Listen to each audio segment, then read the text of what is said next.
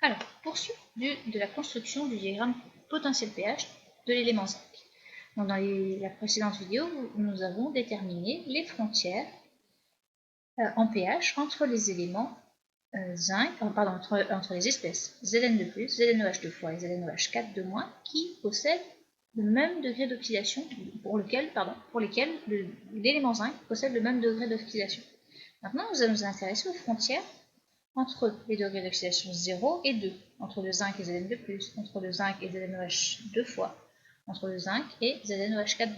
Donc frontières 3, 4 et 5. Voilà ce qui va nous occuper pour la suite de cet exemple. Et ensuite, nous tracerons donc le diagramme potentiel pH complet. Donc petit 2, détermination des frontières en potentiel. Des frontières, entre guillemets, potentielles, horizontales en fait. Horizontale ou inclinée, on verra, on va voir en potentiel. Alors maintenant, on va regarder donc première zone. On a vu lorsque mon petit A, c'était déjà un A, je crois ça. Hop, je ne fasse pas de bêtises quand même dans les. Hop, c'était pas là. C'était pas là, c'était ici. C'était un petit. Déjà un petit A. On ne passe pas n'importe quoi. On va mettre un petit B ici. Et un premier item. Hop. Donc B. Détermination des frontières en potentiel, petit i. On va commencer par pH inférieur à 6,5. Donc c'est la frontière entre le zinc, le Zn2+, pardon, le Zn2+, et le zinc, et donc le zinc solide. On s'aperçoit très facilement en fait que la frontière, ça va être une frontière extrêmement simple. On va utiliser la formule de Nernst. Vous connaissez le potentiel standard du couple Zn2 + Zn solide. Alors sa valeur c'est moins 0,76 volts. Donc on applique la formule de Nernst, E, Zn2 + Zn solide. Alors là évidemment, mince. On ne va pas, je vais pas écrire, si je peux écrire les demi-équations électroniques, mais ça n'a pas grand intérêt. Vous savez que le degré d'oxydation du zinc dans Zn2 + c'est 2, Zns c'est 0, donc on ajoute plus 0,06 sur 2 log de la concentration en Zn2+. L'activité du zinc valant 1 à la frontière, c'est-à-dire apparition, ici c'est une frontière d'existence, apparition du zinc solide, eh bien, que vaut la concentration en Zn2+, juste apparition de Zn2+, je mets entre guillemets le premier grain. Vous en formez un tout petit peu pour que l'équilibre soit vérifié, mais pas suffisamment pour consommer de la matière. Si on veut dire. Donc vous avez C tracé. Ça veut donc dire que E, frontière, est égal à E0 plus 0,06 sur 2 log 2.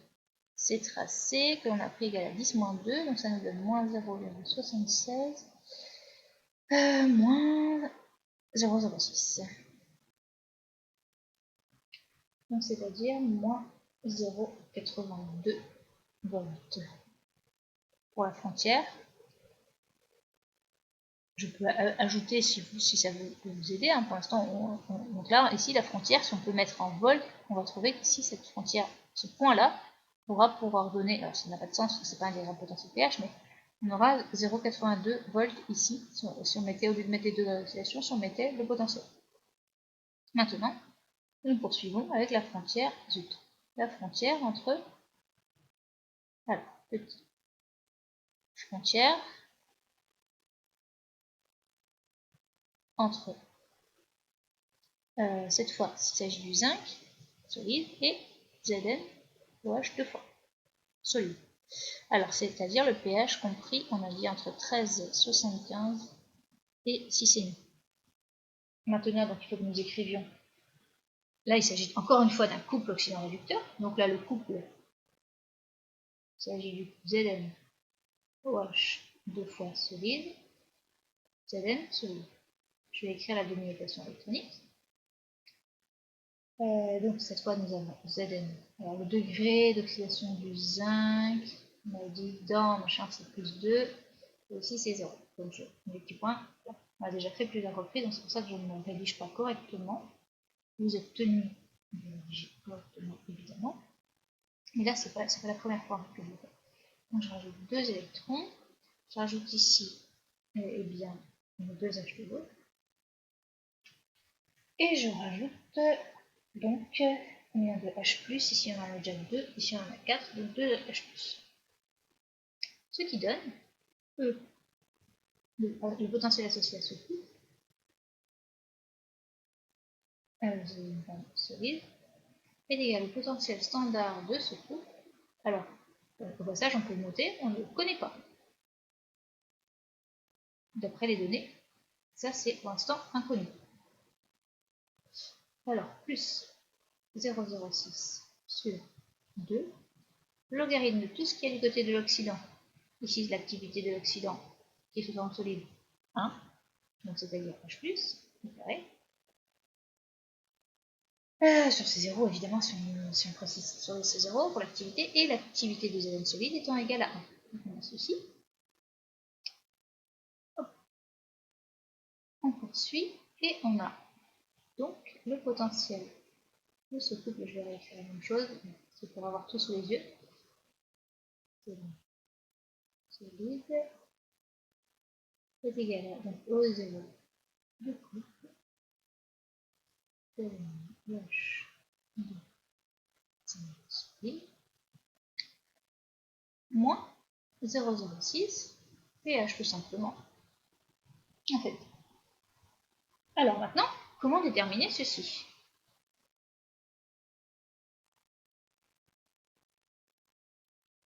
Comment le déterminer?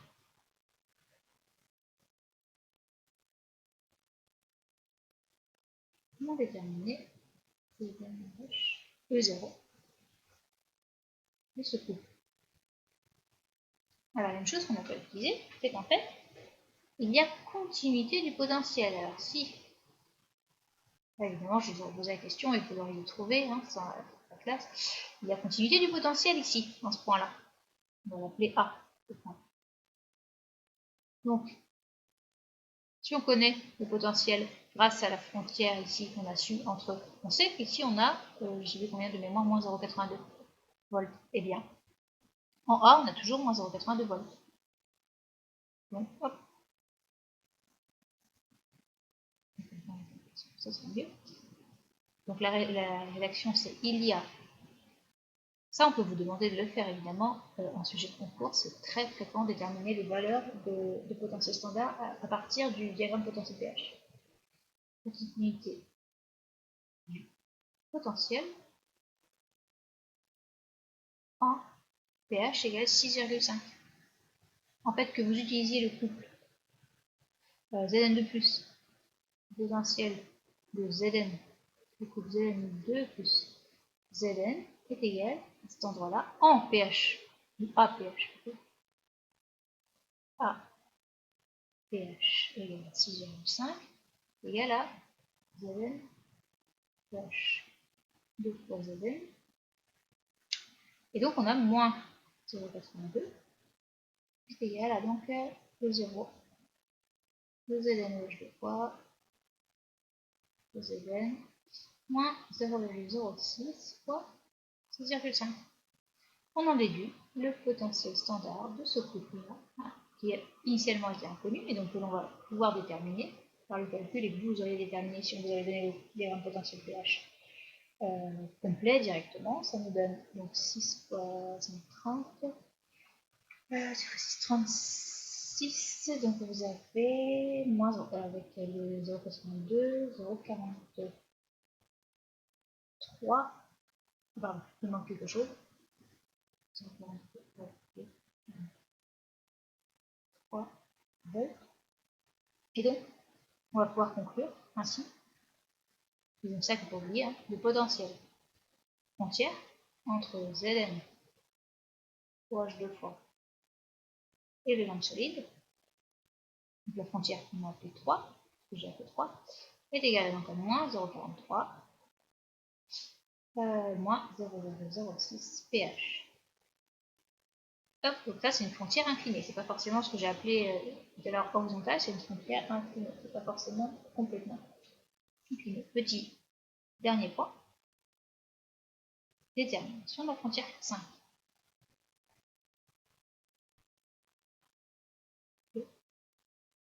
La frontière potentielle entre cette fois Zn OH4 et moins et le zinc solide.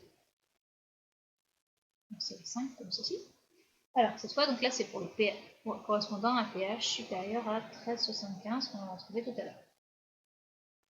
Commençons par écrire l'équation ou l'équilibre qui se produit. Donc on va ici on écrit Zn OH4 de moins plus entre les espèces. Donc on va écrire le couple Zn. Je vais commencer par là, 4 de moins Zn solide. Donc ici le degré d'oxydation de Zn dans le fait c'est toujours plus 2. Donc ici par contre je prends mince, ce que je peux faire ici, ce que je peux faire là, donc ici on écrit on ajuste la stoichiométrie. Donc l'élément zinc c'est bon. Pour les électrons il y en a 2 à rajouter. Ensuite ici vous rajoutez plus 4H2O. Et ici on a déjà 4H+, et ici on en a, mince, ici on en a 8, oh là. Hop. Donc 8 moins 4, 4H+. Et donc là maintenant, on va pouvoir écrire la formule de Nernst appliquée associée au couple ZnOH 4 2 moins Zn, donc égal à 0 Zn OH 4 2 moins Zn plus 0,06 sur 2 électrons, log de toute l'activité de tout ce qui est du côté de l'oxydant ici. Donc cette fois c'est la concentration en Zn OH 4 2 moins fois H plus à la puissance 4 divisé par 1. Ce qui se simplifie en ou 0, je note juste le 0, voilà, plus 0,03 log de la concentration en Zn et moins 0,12 parce que ici vous avez un 4, ici vous avez un 2. Voilà, et donc à la frontière,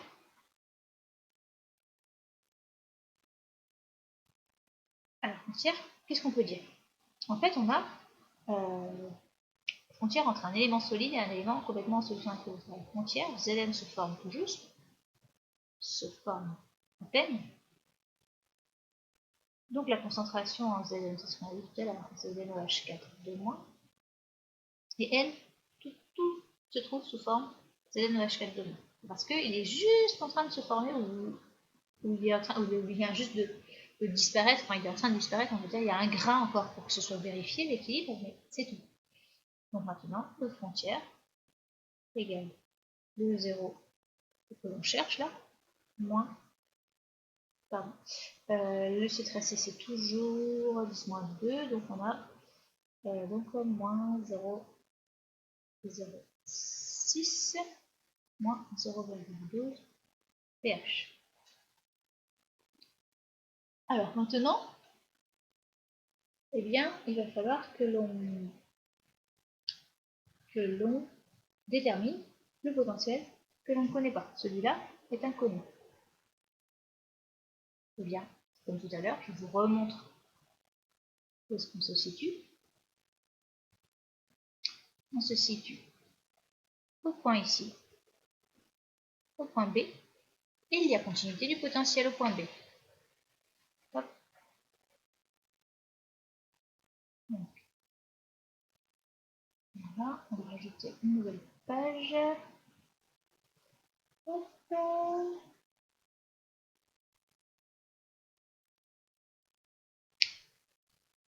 Détermination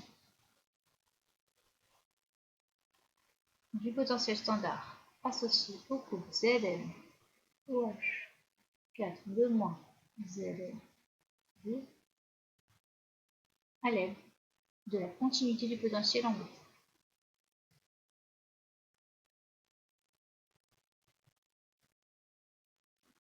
Donc cette fois, au point B. Alors cette fois, donc on a en fait la continuité du potentiel entre le potentiel du couple ZNEH 2 fois Zn et le potentiel APH 1375, moins 1375, égale au potentiel associé au couple ZNEH 4 2 moins Zn. C'est très mal. Donc c'est-à-dire, alors maintenant on avait l'expression précédente, elle est où? Bien trouvée, là peut-être. Elle était égale à, je l'ai trouvé, moins 0,43, moins 0,06 pH. Donc moins 0,2, moins 0,43, moins 0,06 fois le pH, donc c'est d'ailleurs 13, 75, 73, 75, égale à l'expression qui est écrite juste au-dessus, c'est-à-dire, vous l'avez tous sous les yeux, donc le 0 inconnu, moins 0,06, moins 0,12 pH. Moins 0,06, pardon, le 0, inconnu, on cherche, moins 0,12 pH. Pardon, la pH justement, parce que c'est un pH particulier qui nous veut, c'est 13,75. Donc le 0, vous le faites par vous-même, ça fait 0,4 volts. Le 0, donc du coup, ZNH4. 2 moins Z. Et maintenant, on va pouvoir tracer le diagramme. Donc, je mets un petit ici. Tracer le diagramme complet. Plus le diagramme, on verra après, le diagramme potentiel pH de l'eau, on va le rajouter. Alors, hop, donc, on va essayer de faire ça correctement. Ça va être un petit peu écrasé, bon, comme ça. Ici. Donc on a vu qu'on avait des potentiels très bas et des potentiels très élevés. Alors je laisse de la place pour pouvoir représenter l'eau en fait. Parce que l'eau, ça va aller jusqu'à 23. On a tracé ça l'autre jour. Et ici, on doit aller jusqu'à moins 0,82. Et donc là, moins 0,82. C'est une règle. Alors, ici. Ok, comme ça, les graduations 1 à la louche. Ça prend un peu de temps de prendre la règle. Vous avez vos carreaux, vos graduations. Moins 1 ici. Hop, alors, donc on va commencer par positionner le zinc ici avec en rouge moins 0,80. Moins 0,82 jusqu'à quel pH 6,5. 6,5. Ici c'est 14. Là. Je vais mettre un peu de couleur. Donc ici on a moins 0,82. Ici on a 6,5. On a ça. Donc ici on trouve le zinc Zn de plus, forme Zn de plus, et le zinc solide ici. Ensuite, les frontières verticales. J'aurais pu commencer par les faire. Je vais donc là 6,5. 13, donc là c'est 14, 13,75.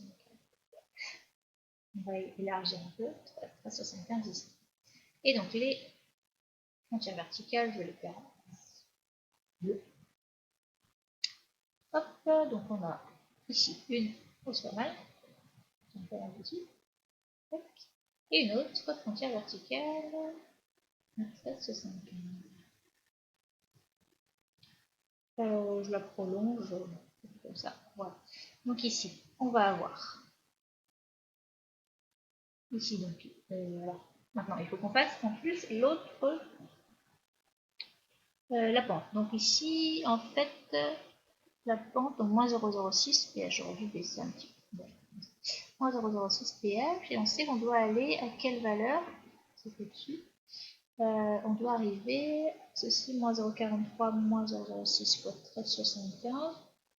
On doit arriver à une valeur. Je ne l'ai pas prise, évidemment, j'avais juste fait. Donc, moins 0,43, moins 0,06. On doit arriver à moins 1,26. Donc, moins 1,26 au niveau de 13,75. Moins 1,26, on est là. Alors, moins 1,26 ici, au moment de 13,75. Donc, c'est très approximatif. Tac, et donc maintenant, je prends le collecteur et on va faire une frontière. Voilà. Donc là, vous avez une pente. Ici, quand même, on a la pente à moins 0,06. Au-dessus, vous trouvez Zn OH 2 fois solide. En dessous, vous trouvez Zn. Et, dernière chose, la pente, alors là, c'est juste entre 13,75 et 14, et bien, une pente 2 fois plus élevée, ça va être un peu délicat, mais je vais essayer de montrer que les deux, c'est un peu délicat. 2 fois plus élevée. Hop. Et donc là, la pente. Souvent, on vous demande les pentes. Hein. À moins 0,12 pH, donc par le calcul, et vérifier si c'est la même chose sur le diagramme compteur. Et dans cette zone, on obtient Zn OH 4 de moins. Et toujours, évidemment, ici, je vais réécrire, c'est le domaine d'existence du zinc, le domaine d'existence du zinc dans toute cette zone-là. Je peux le assurer, cette zone, là, c'est l'existence du zinc solide. Alors, maintenant, on va donner des noms à toutes ces zones. En fait, le zinc, alors on va peut-être commencer par d'abord superposer. Avant de faire autre chose, on va superposer, petite d, superposition du diagramme potentiel pH de l'eau. Superposition du diagramme potentiel pH de l'eau. On ne va pas repositionner, on a vu ça. Un cours précédent, je vais faire les flèches en rose. Rose. Alors, on sait qu'on a la même pente ici que celle-ci. Hop. Donc, dans ce cas, on écrit qu'on a ici H2. Mince, pas en rose. En rose quand même. Hop, on a. Mais, je choisis en rose. H2 se situe ici. Ici, vous avez H+. Hop. Je remonte jusqu'à 1,23.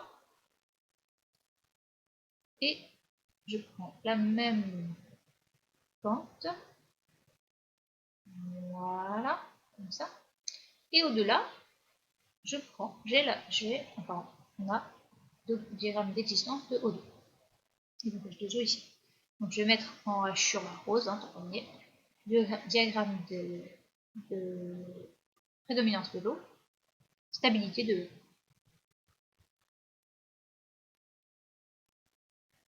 Stabilité de l'eau, voilà. Et on s'aperçoit qu'en fait, tout de suite, au premier coup d'œil, l'eau et le zinc solide ont des domaines disjoints. Donc on va le mettre en remarque ici. Première remarque, l'eau et Zn solide ont des domaines d'existence disjoints. Alors existence pour le zinc, prédominance pour l'eau, l'existence, prédominance.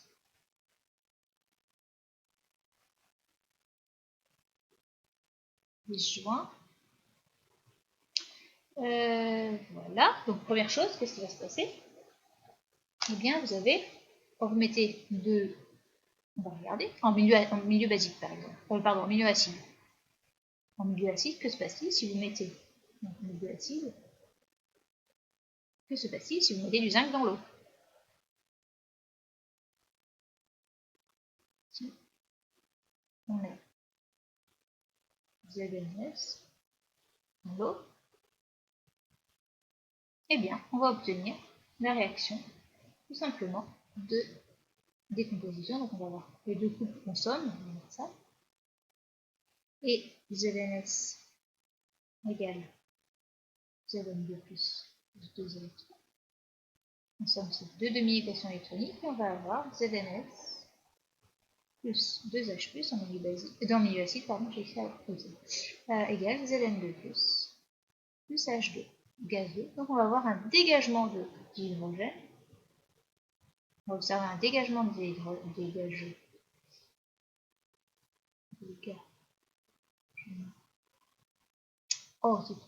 Dégagement de H2 et décomposition du zinc sous forme Zn2 Par contre, en milieu basique, alors, donc, décomposition. Le zinc n'est plus sous forme solide, mais est en solution aqueuse. Si maintenant, eh bien, on se place non plus en milieu très acide, mais si en milieu, pas vraiment basique, on va dire en milieu basique, mais tel que pH reste quand même inférieur à 13,75, cette fois, qu'est-ce qui va se passer? C'est que vous avez du zinc solide qui va se décomposer. Donc plus H2O qui va donner H2 gazeux plus ZnOH2 fois. Donc là on va appeler, en fait ça va s'appeler, j'aurais dû l'écrire sur le diagramme mais je vais le faire juste après. Là on a formé un oxyde solide.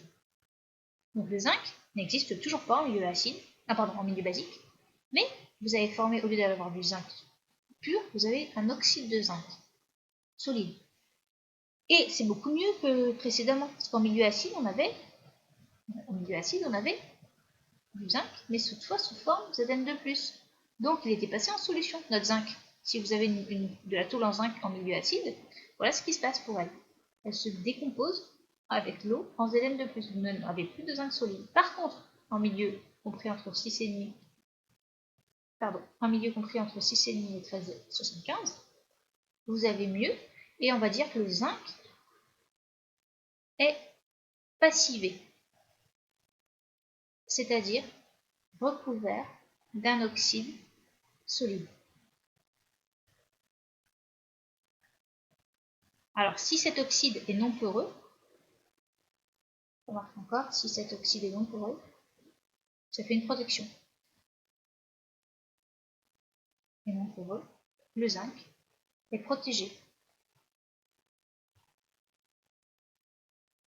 Donc, c'est ce qui se passe en fait pour le zinc, effectivement, quand vous le mettez en milieu, compris entre, pour des pH, s'il n'y a pas de pluie acide par exemple, pour des pH supérieurs à 6,5, vous ne trouvez pas du zinc, mais vous trouvez de l'oxyde de zinc en fait en surface, sur votre tôle en zinc par exemple, vous ne trouvez pas ZNS, mais vous trouvez ZnOH 2 fois. Par contre, si les puits sont très acides et inférieurs à 6,5, le zinc va partir en solution, sous forme Zn2+. Donc, je vais rajouter une petite chose, c'est qu'ici, dans cette zone, c'est le domaine de passivation du zinc. De passivation du zinc. Et c'est souvent très recherché pour protéger les métaux.